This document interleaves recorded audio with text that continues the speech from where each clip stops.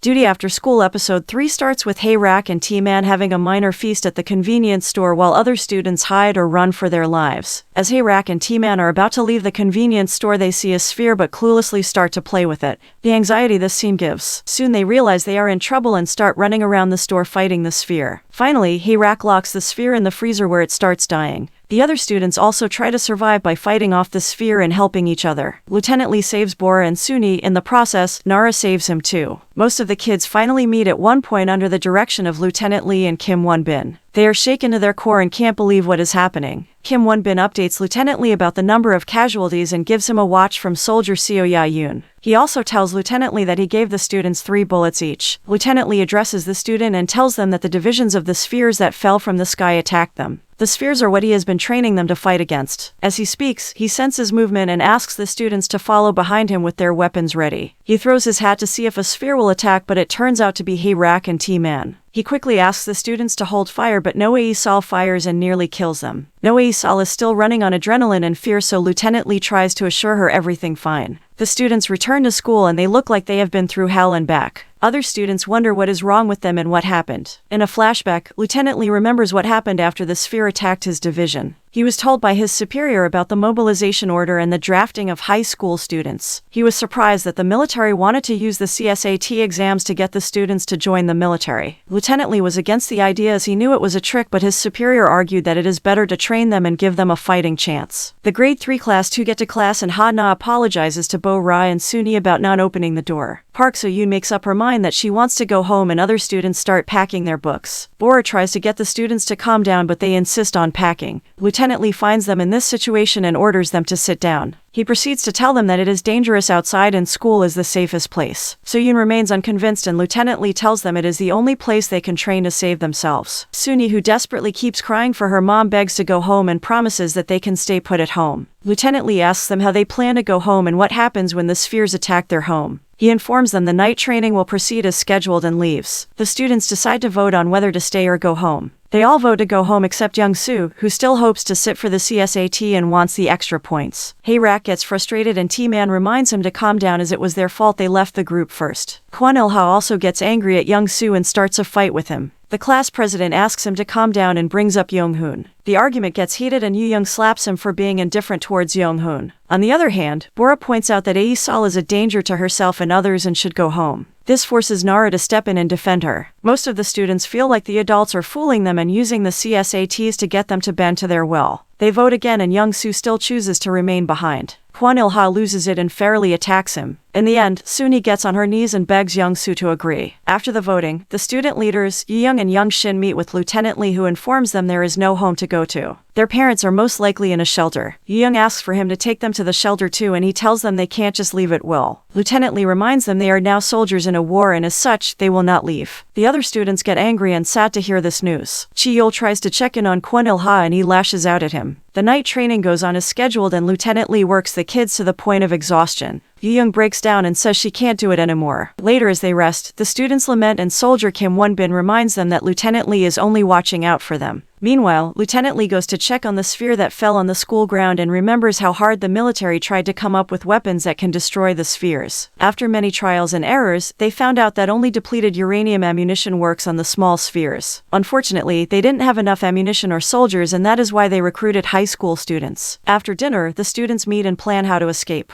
They decide that they need to send some students to confirm if the parents went to a shelter. They choose Chi-yeol as his home as the closest. Jang-soo and Young-shin volunteer to go and Deok-jung is also forced to join. They try to sneak out of the school premises but are spotted, and after being chased by the soldiers around the school, they finally get caught. Lieutenant Lee punishes all the grade 3 class 2 students and reminds them they have no privilege as students. They are soldiers. After the punishment, he asks if they still want to go home. He tells them that should anyone try to leave, it will be considered desertion and they will be tried by a martial court. In other words, they will be shot down. The students return to their barracks and spend the night thinking and re-evaluating their options. They don't believe that Lieutenant Lee will shoot at them, but it is not something they want to risk. Young-shin comes up with a new plan to tell students from the other classes the truth about the situation. The news of Young-hoon and teacher Park Yoon-young's death spreads quickly like a bushfire among the students. They decide to follow the grade 3 class 2 lead and mobilize themselves to break out. The students protest and leave the classes heading towards the gate after lunch. The commander Park Young-il and the soldiers try to stop them. Park Young-il pulls out his gun and shoots in the air as a warning. Lieutenant Lee arrives and tries to remind the students about CSATs, but they are adamant they don't need it anymore, they want out. Lieutenant Lee orders the soldiers to force the students back. During that commotion, a sphere drops and an attack ensues. Lieutenant Lee orders the students to return to class, but it is too late. The spheres are already attacking. The soldiers do their best to fight off as many as they can while also protecting the students. Most students don't make it even though they tried to help each other. The commander, Park Young-il, tries to flee in his car but is attacked and killed. I can't believe he gave up on his soldiers to protect himself, but it is still relatable. Chaos continues as more spheres drop and students die. Ian mobilizes some students to run to the classrooms. Soldier Kim Won-bin is unable to save Woo-teek. Young Shin finds Ae Seol and protects her. They keep saving each other, but it is clear that Ae Seol is having a breakdown of some sort, but who can blame her? Nara, however, grabs a gun and starts shooting like a skilled soldier. Thank God for her bravery, she saved many. The students and some soldiers manage to make it inside the school and barricade themselves. They worry that the spheres keep falling and they might not be safe anymore. Lieutenant Lee and Kim Won-bin strategize on how to take the kids to safety. They order them to grab their gear from the barracks and give them ammunition. They give them orders and explain their exit plan. Kim Won-bin and Lieutenant Lee take lead as the kids follow closely behind, armed and ready to shoot. They get to the ground floor and Lieutenant Lee orders them to run to the military cars outside. Nara and Jang-soo provide cover for them as other kids run to the trucks. Soon he sees a plane falling from the sky and has an emotional breakdown and refuses to get on the truck. The others beg her to get in and others provide cover. Ae Seol is unable to shoot her gun. Unfortunately, one of the students, Kim In-hai, fails to make it to the truck. Lieutenant Lee stopped the truck too late. Kim Won-bin nearly misses the truck too and they drive off. Hey, top down on the 405. Half hour late, we on LA time.